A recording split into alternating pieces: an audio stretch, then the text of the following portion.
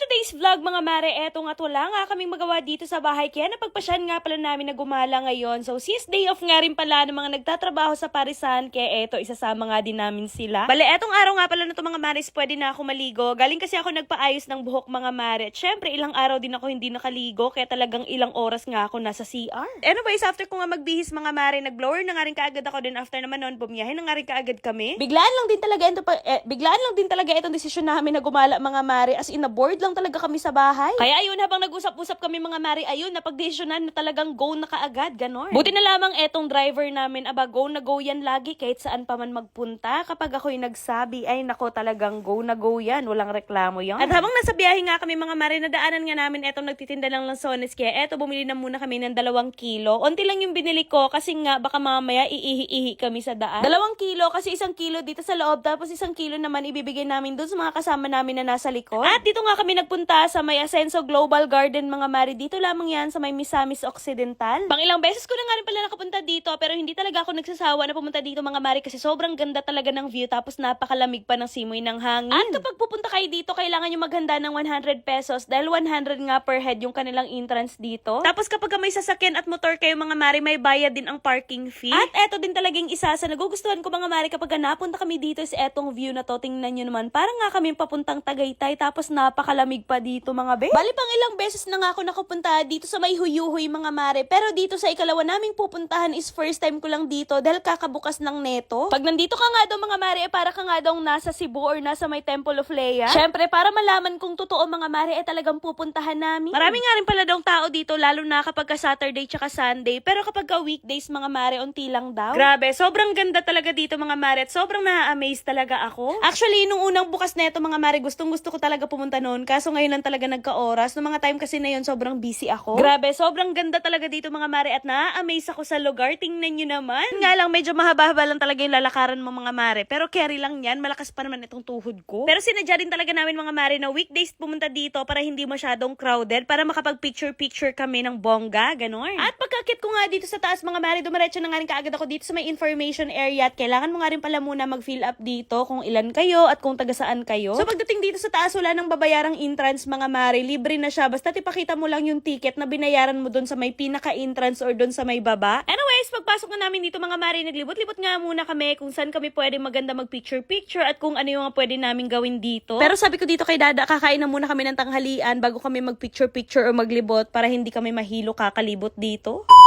Gusto niyo ba magkaroon ng 500 pesos? So wag niyo lang i-skip itong video na to dahil for today's video, mamimigay tayo ng 500 pesos sa mga magre-register ng PH Mines na nasa comment section yung link. Pero bago yun, ipapakita ko na muna sa inyo kung paano ako nananalo at naglalaro dito. Dito nga pala sa PH Mines guys, marami nga palang games na pwedeng pagpilian, pero usually dito talaga ako naglalaro sa may Super Ace dahil napakadali lang talaga maglaro dito. So play lang tayo, papakita ko sa inyo guys. So ayun, magtataya lamang tayo dito ng kahit 500 pesos. And ngayon, titingnan natin kung mananalo tayo. So, yan, tumaya lang ako ng 500. And let's see kung mananalo tayo ngayon. Let's go! Tumaya lang ako ng 500 pesos. Mananalo kaya tayo ngayon. Ay! 150! Ay, Oy, 75! 75. Nanalo ulit tayo ng 75! Ay, 100! 100! Malapit na natin. Ay, 25! 25. Oh, not bad.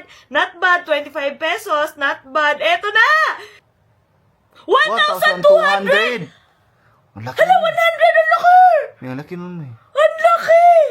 Galing, Ay! 1,800 pesos! 300! Nabawi na na! Hala! 675! Ay! 125! Ang laki. OMG! Kaya sa mga gusto manalo, ay 300! Kaya sa mga gusto manalo at mag-register guys, nasa comment section yung link. I-click nyo lang yan. Tapos kung may proof kayo na nag-register kayo, mamimili ako ng mabibigyan ng 500 pesos! Ayan o! Big win! Oh my God! Kaya na pa hinihintay nyo mag-register na kayo, mamili ako ng mabibigyan ng 500. Go!